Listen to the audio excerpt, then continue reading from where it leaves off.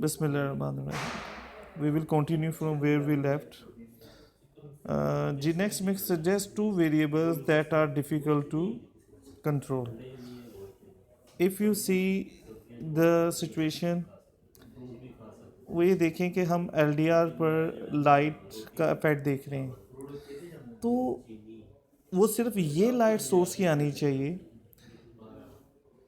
तो हम जिस रूम में हमने वोल्ट मीटर की रीडिंग रीड करनी है, तो हम रूम की लाइट भी तो होगी, तो वो to control the light coming from other sources, ठीक है, किसी दूसरे सोर्स की। और एक दूसरा है कि कलर हम कर रहे हैं तो हो सकता है कलर ज़्यादा इकट्ठा कभी ऊपर हो जाए कभी नीचे, the colour is not same everywhere, ठीक है, या कलर अभी पूरी तरह मिक्स ना हुआ हो, तो ये डिफ़िकल्टी क्रिएट कर सकते हैं, राइट। और ये जो लाइट का डिस्टेंस है फ्रॉम द LDR, ये हमने ये भी सेम रखना है, वैसे ये फिक्स कर सकते हैं हम, राइट। अच्छा जी, question 2, student investigate the effect of two lenses on the size of shadow. अच्छा जी, उसमें ये गिवन है, लैंप है, लैंप के ऊपर लेंस नज़र आ रहा है, लेंस के ऊपर मॉडलिंग क्ले है, ओपेक, इसी का शेडो बनेगा, और नीचे ग्राफ पेपर है जहाँ पर बॉक्सेस, नंबर ऑफ बॉक्सेस से काउंट कर लेंगे साइज। अच्छा जी, पार्ट ए पर आइएगा प्लीज़। ये डिस्टेंस x उसने गिवन दिया हुआ है, ये देख लें, लैंप और लेंस के दरमियान जो डिस्टेंस है दैट इज़ x, और लैंप से ग्राफ पेपर तक वो z। अच्छा, इसने z की वैल्यू भी गिवन है, ये देखिएगा, ये चीज़ें अंडरलाइन करने वाली होती हैं जो इम्पोर्टेंट है। 56.5 centimetre distance is given. He places one of the glass lenses in jaws of clamp, तो at distance x is equal to 20 centimeter. Describe two precautions to ensure the operator is set up safely. अच्छा जी, safely में यहाँ पर you see ये wait लगा हुआ है, तो वेट है कि it does not topple over, so we will keep suitable weight so which does not let the stand fall down और टॉपल ओवर, ताकि गिरे ना, सब कुछ टूट जाए। इसके अलावा जो क्लैंप है इज़ नॉट टू हार्ड और टाइट कि वो ग्लास टूट जाए, ग्लास की भी सेफ्टी इसमें, ऑपरेटर्स की सेफ्टी भी आ जाए। और जब जो लैंप लगा रहे हैं ना, तो उसमें जो वायर्स हैं वो उसके क्लिप्स को टच, लैंप के क्लिप को टच ना करें, वरना करंट उस क्लिप में पूरे स्टैंड में आ जाएगा। The wires are not touching the clips और क्लैंप, राइट। और जब हम एडजस्ट कर रहे हों, नंबर 4, कि हम जब एडजस्ट कर रहे हों ऑपरेटर्स को, तो पीछे से पावर सप्लाई को ऑफ रखें। अच्छा जी, next is says student switches on the lamp and lamp light moulding clay produce a shadow, right. So he holds second lens under the lamp. When this lens is touching the lamp, the diameter of the shadow is 2 millimeter. अच्छा, what is the situation? If you see कि वो जो second lens है वो आप यहाँ रखेंगे, और it says कि जब वो shadow बनता है उसका diameter 2 millimeter। ये चीज़ नोट करके रखने वाली, ठीक है जी। Coming back to what does he say कि the student moves the second lens down, यानी वो लैंप के साथ लगा होता clamp lens, he observes the change in D, D is the diameter, वो 2 था स्टार्टिंग में, ठीक है। अब ही रिकॉर्ड्स इज ऑब्जर्वेशन, ये जो नीचे एक स्टेटमेंट है इसे देखिएगा, इसमें रिकॉर्ड करता है, D decrease at the second lens move away from the lamp, यानी लैंप से हम नीचे की तरफ आ रहे हैं। द शेडो डिक्रीजेज, डिसअपियर्स, यानी ज़ीरो हो जाता है एट वन एक्स की वैल्यू 9, और दोबारा एक्स इज इक्वल टू 10 पे वो अपीयर करता है और साइज में इंक्रीज करता है, ठीक है। When the second lens is touching the clamped lens, जब वो टच करता है तो वो पहले से 6 टाइम्स बड़ा हो जाता है। अच्छा जी, इस स्टेटमेंट को आप भी पढ़ेंगे, रीड, मैं ज़रा इसको एक्सप्लेन करने लगा हूँ ऑन द फिगर, ताकि थोड़ी हमें आसानी हो समझने में। इट सेज कि जब सेकेंड लेंस वॉज देयर, तो उसका जो शेडो था दैट वाज 2 मिलीमीटर। फिर आप इस लेंस को आहिस्ता आहिस्ता मूव करते हो, और ये जो डिस्टेंस आप मूव कर रहे हो ना, जितना नीचे आ रहे हो, ये एक्स है, राइट। ये साइड पे शो भी किया हुआ है कि ये जो डिस्टेंस आपका जितना ऊपर से नीचे आ रहे हो मॉडलिंग क्ले में और सेकंड लैम्प में जो डिस्टेंस, ठीक है। तो ये जो एक्स डिस्टेंस जब 9 रह जाता है तो उस वक्त ये गायब हो जाता है, और जब वो 10 हो जाता है इसका मतलब कि हम जो ऊपर से डिस्टेंस ले रहे हैं वो x है, और यहाँ पर x 0 होता है। 9 जब हो जाता है डिस्टेंस तो उस वक्त वो डिसअपीयर होता है 10 पे वो, और जब वो कह रहा है कि इट टचेस, जो लेंस है वो टच करता है नीचे वाली मॉडलिंग क्ले को, उस वक्त उसका इमेज 6 टाइम्स बड़ा हो जाता है। अब what does it ask, let us see. अच्छा जी, use the student's observation to sketch a graph showing how the D changes with X increasing. So how would you do. उसने कहा है कि स्टार्टिंग पे 2 मिलीमीटर्स था और एंड पर 6 टाइम्स बिगर हो जाएगा, तो यानी स्टार्टिंग पे छोटा हुआ ना, फिर छोटे से स्टार्ट करेंगे, और लेट से वो ग्राफ इस तरह जाएगा और 9 पे जाकर उसको 0 हो जाना चाहिए, यानी graph will go like this,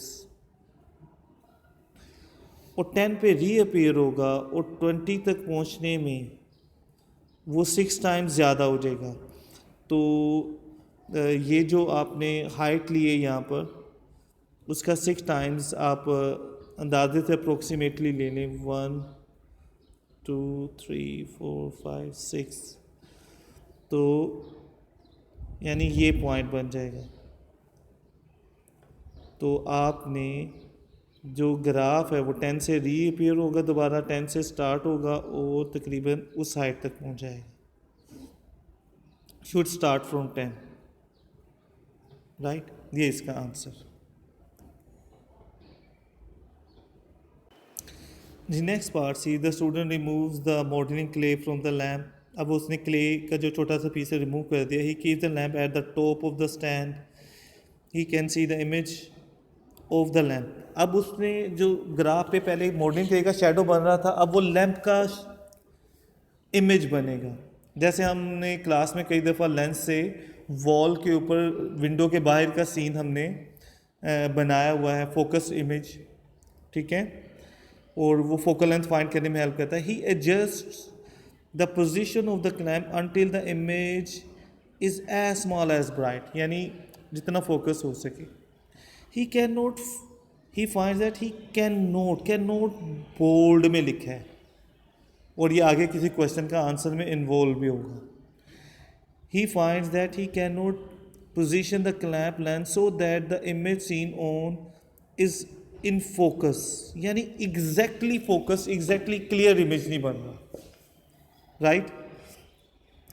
the image is as small and bright as possible when X is this. Calculate the Y.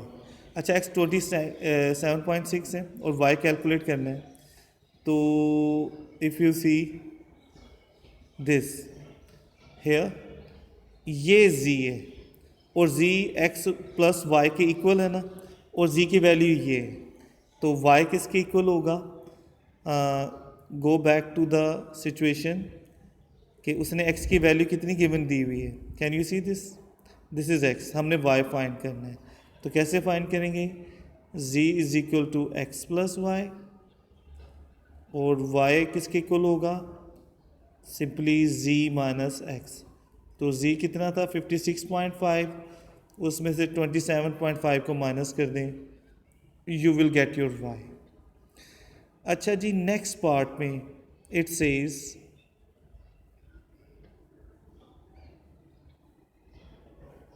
y की वैल्यू आ जाएगी, यानी z में से आप माइनस कर दें।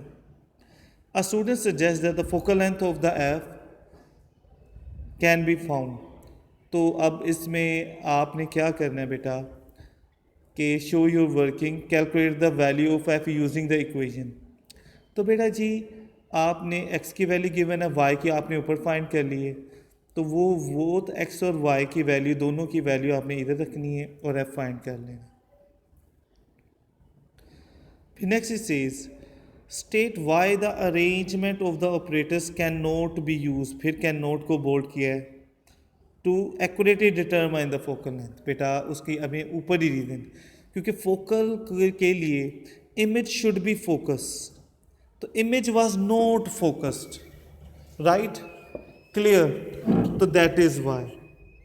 फिर उसने कहा कि suggest how the arrangement of the operators can be change in order to accurately determine the focal length. उसके लिए एक तो इमेज जोन सा है ना वो फोकस होना चाहिए, और इमेज फोकस क्यों नहीं हो सकता जब हमारे पास डिस्टेंस ज़्यादा नहीं है। तो हम ये कर सकते हैं कि लैंप का डिस्टेंस ज़्यादा इंक्रीज़ कर लें, ज़्यादा रेंज मिल जाएगी हमें मूव करने के लिए। तो उसके लिए जो हमारे पास रॉड है वो एक हम लॉन्गर रॉड यूज़ कर लें कि ज़्यादा दूर से जो जितना ऑब्जेक्ट होगा इसका इमेज उतना क्लियर बनता है। इसलिए हम विंडो से बाहर का सीन बनाते हैं, वॉल करीब के ऑब्जेक्ट का नहीं बनाते। जो ऑब्जेक्ट जितना दूर होगा उसका इमेज, तो हम बार लॉन्गर यूज़ कर सकते हैं। और एक जो है ना ये लैंप को ना should be right above the centre of the lens, जो लैंप है इसका, राइट, ये सीधा इधर आ रहा है। एक तो ये भी लिख सकते हैं कि इसको यहाँ होना चाहिए बिल्कुल सामने, और वो डिस्टेंस बिल्कुल सीधा आएगा, और सीधे डिस्टेंस को मेजर करना हमारे लिए आसान होता है, राइट। ये पॉइंट भी, एक तो लॉन्गर बार और दूसरा कि लैंप को बिल्कुल उसके स्ट्रेट सामने होना चाहिए। जी नेक्स्ट इस आस्क के student investigate the oscillation of masses attached to a meter ruler। अच्छा, she attaches 100 gram mass to the end of meter ruler, diameter and the width are this। फिर कह रहा है measure the length d and w। तो बेटा आपने ruler को यहाँ रखना है डॉटेड लाइन के साथ, और यहाँ से यहाँ तक की जो लेंथ फाइंड करेंगे दैट इज़ d। और फिर इसी तरह जब आपने विड्थ कैलकुलेट करनी है तो आपने रूलर को इधर उसके एडजेसेंट रख देना जहाँ W लिखा हुआ है डॉटेड लाइन से, फ्रॉम वन डॉटेड लाइन, क्योंकि उसने मार्क आपकी आसानी के लिए लगा दें। तो आपने ये डॉटेड लाइन से दूसरी डॉटेड लाइन तक का डिस्टेंस आपने रूलर से मेजर कर लेना। और रूलर से आप मेजर किस में करते हैं? सेंटीमीटर्स में, तो दोनों तरफ सेंटीमीटर्स आप लिख देंगे, ठीक है जी।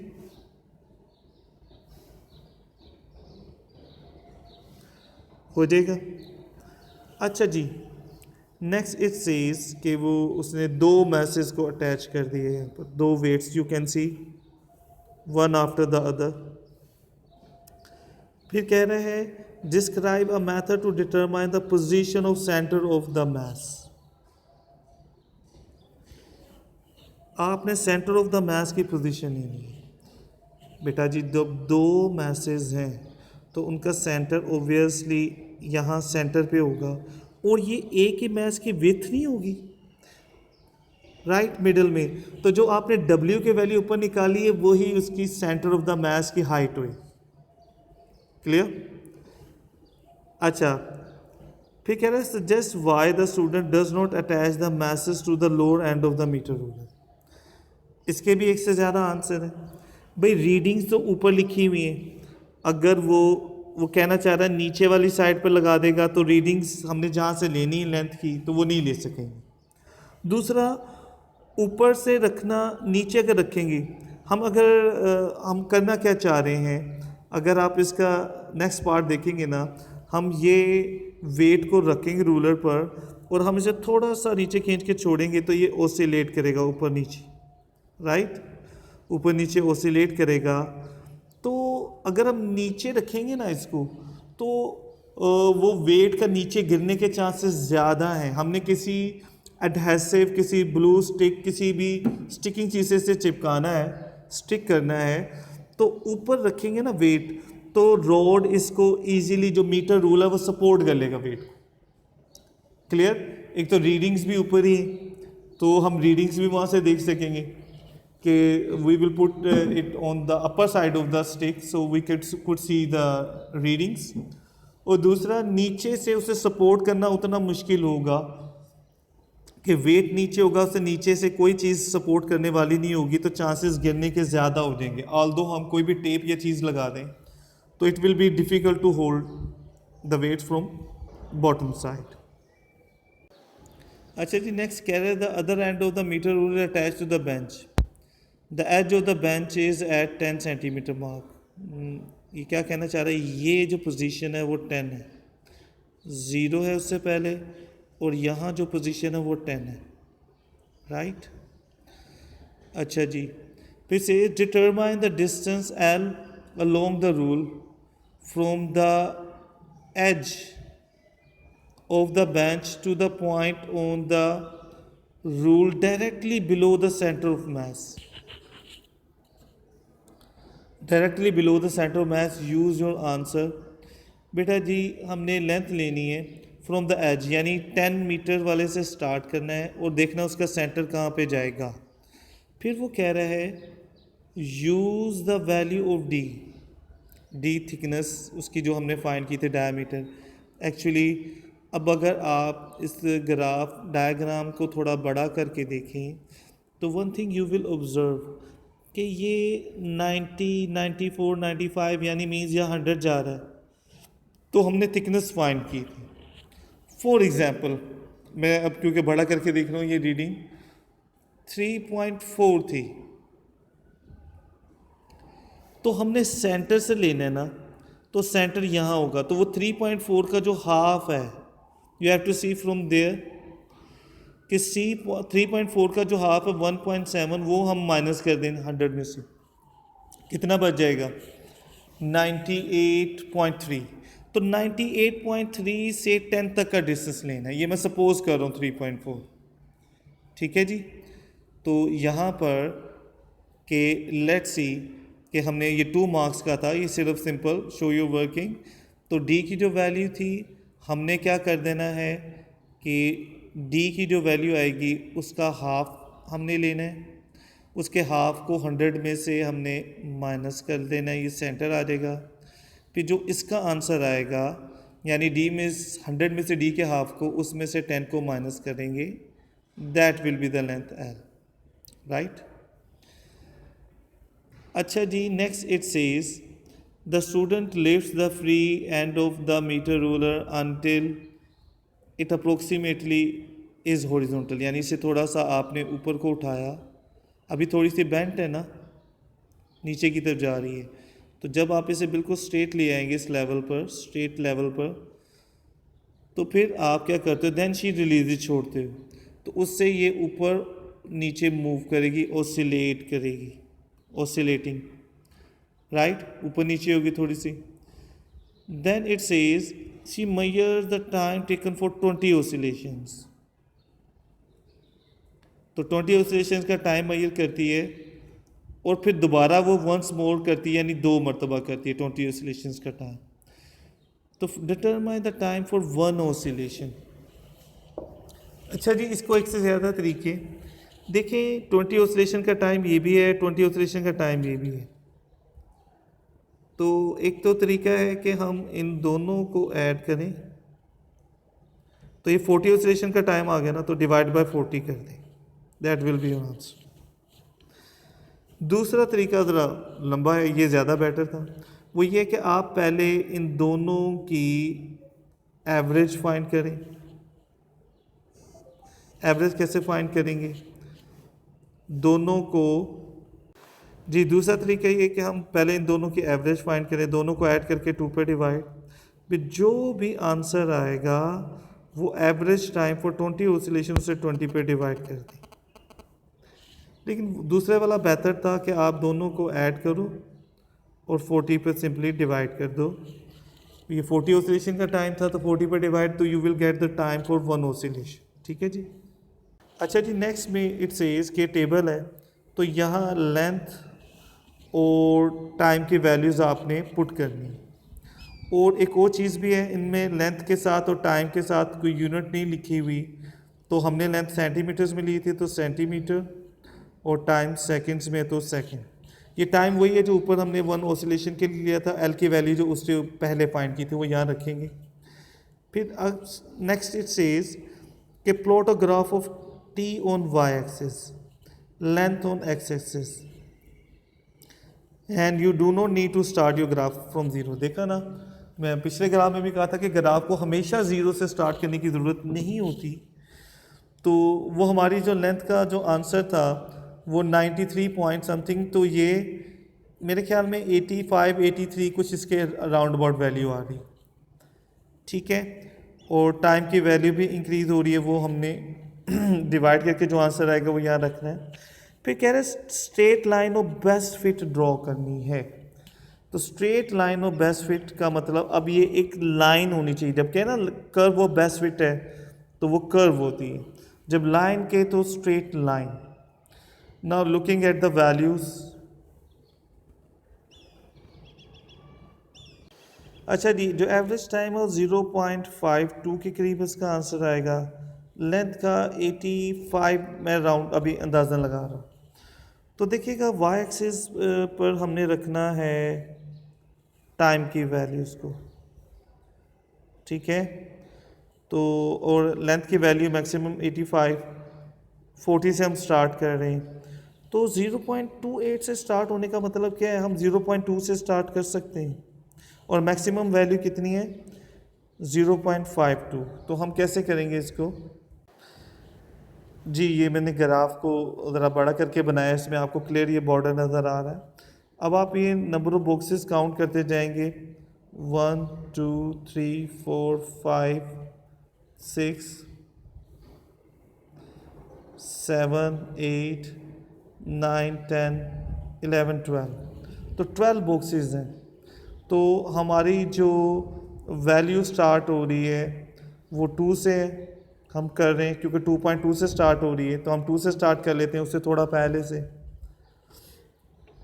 तो हमेशा जो हमारी मिनिमम वैल्यू ग्राफ हम उससे थोड़ा पहले से स्टार्ट करते हैं। जैसे फॉर एग्जांपल वो जो लेंथ की वैल्यू 40 से स्टार्ट हो रही है टेबल में, तो क्योंकि राउंड वैल्यू हम 40 से भी कर सकते हैं या उसको 30 से स्टार्ट कर लेंगे यहाँ से, ठीक है। अच्छा, अब वैल्यूज़ कैसे रखनी है, इधर वापस आएंगे कि हमारी मैक्सिमम वैल्यू 5.2 है और उसमें से हमने माइनस करना है मिनिमम वैल्यू और डिवाइडेड बाय 12।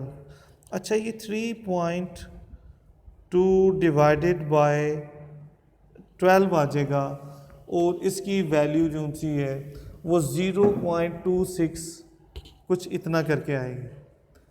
तो इसका मतलब ये है कि 0.26 है तो उसके करीब जो राउंड वैल्यू है वो 0.3 बनती, ठीक है। तो मींस हम हर बॉक्स की वैल्यू 2, 2.3, 2.6 इस तरह रखेंगे and then you can see values. अच्छा जी, एक्सेसिस के लिए लेंथ की वैल्यू हम 30 से स्टार्ट कर रहे हैं और मैक्सिमम वैल्यू उसकी लेट से 85 आ रही।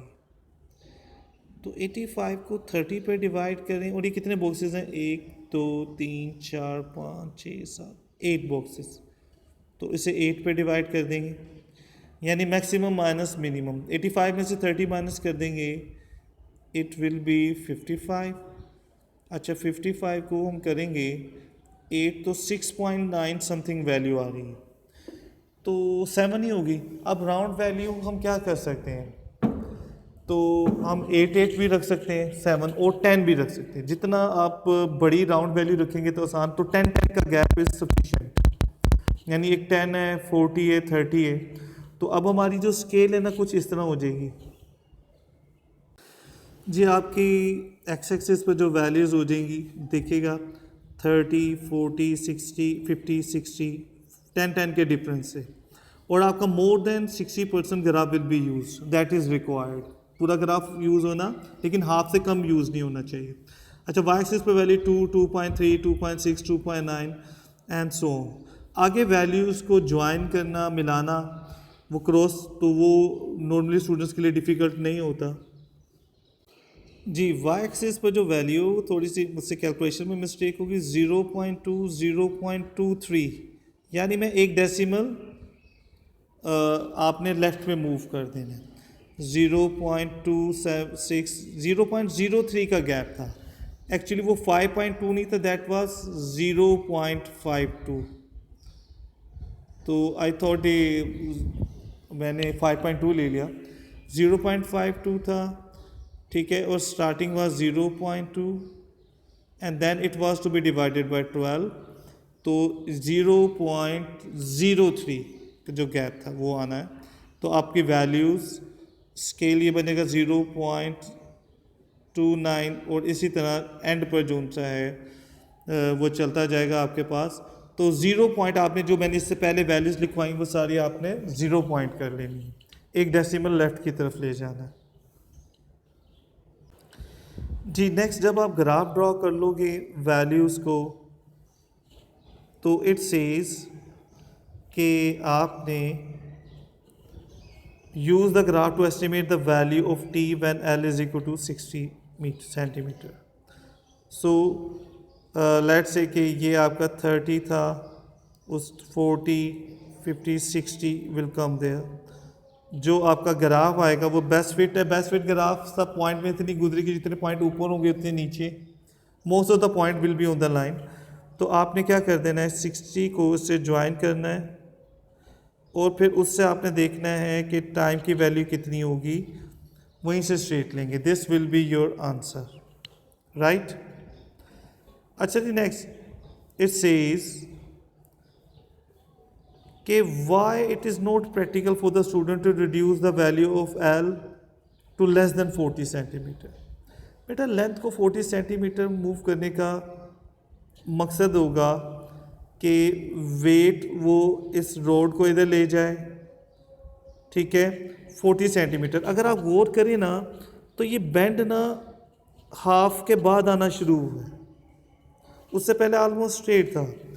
इट मीन्स कि अगर हम इसे कम कर लेंगे तो एक से ज़्यादा चांसेस, मतलब इसके आंसर्स हो सकते हैं। वो ये कि जो बेंड नहीं होएगा तो oscillation will be too small और बहुत तेज, तो the oscillation will be too fast to be counted, कि हम उसे काउंट कर सकें। Time will be too smaller, right. और एक कुछ ये भी होगा कि ये ऑसिलेट नहीं करेगा या इतना मिनिमम करेगा कि हमारे लिए वो ऑसिलेशन को काउंट करना भी आसान नहीं होगा, ठीक है। The oscillation will be too small and too fast so that we could count the even the oscillation. बहुत तेज़ी से कोई चीज़ ऑसिलेट करे तो वो हम काउंट नहीं कर सकते उन ऑसिलेशंस को। और दूसरा वो बहुत कम ऑसिलेट करेगा तो time will be too small.